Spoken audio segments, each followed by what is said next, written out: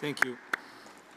I now give the floor to the delegate of Jamaica, and I invite the delegate of Bangladesh to come to the rostrum.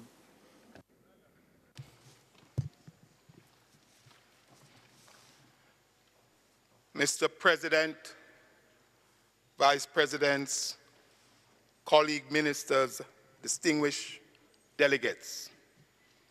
Building resilient health systems requires urgent, comprehensive, and cohesive actions from governments. The world has become a global community in which cultures, ideas, and diseases are shared. The porosity of our borders, coupled with climate change, has led to the migration and introduction of diseases that some regions have never seen before. We have only to look at the impact of chikungunya on the region of the Americas and the continued threat of new diseases such as the Zika virus. Mr. President, the outbreak of Ebola virus and the rapidity of spread reinforce the need for resilient and robust health systems that can withstand shock and adequately handle public health emergencies.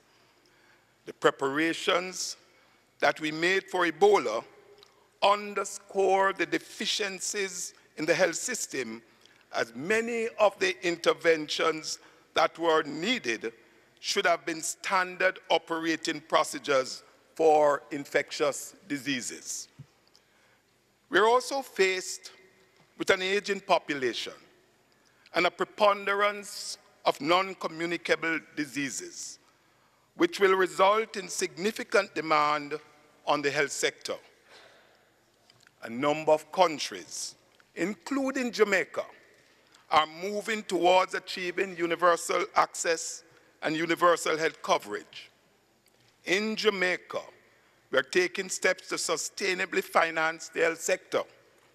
This will be a challenge in the context of an IMF agreement, but we are exploring possibilities of a national health insurance, even as we are pursuing public-private partnerships. This year, we will begin to draft a 10-year development plan for the health sector and a roadmap towards UA and UHC. Jamaica has a network of 24 hospitals and over 300 health centers that deliver care to our population. We are realigning these facilities with the epidemiological and demographic data through our primary care renewal policy, while we strengthen secondary care infrastructure and services. In our region, POW Safe Hospital Initiative is being implemented. It is one to which high priority is accorded.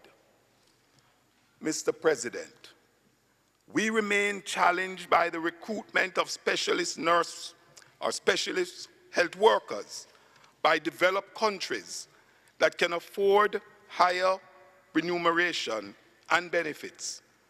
In this context, we will continue to strengthen our training program. However, the review of WHA Resolution A/63.16 of 2010 on Global Code of Practice on International Recruitment of Health Personnel remains an important issue for attention. Jamaica and other lower and upper middle income countries are also struggling to afford vaccines and other medicines which are adversely priced. We therefore call on the WHO to continue the conversation towards affordable and equitable access to medicines.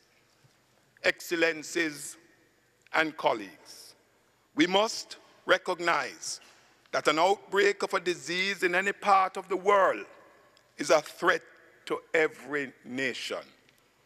This means that building resilient and robust health systems requires strong leadership and governance structures, an effective health information system, and partnerships and coordination of activities among governments.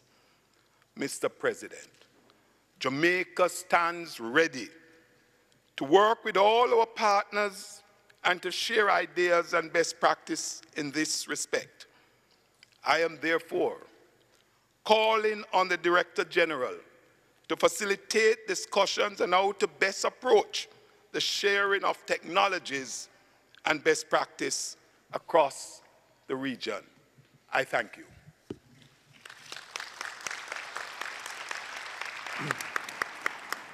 Thank you. I now give the floor to the delegate of Bangladesh, and I invite the delegate of New Zealand to come to the rostrum.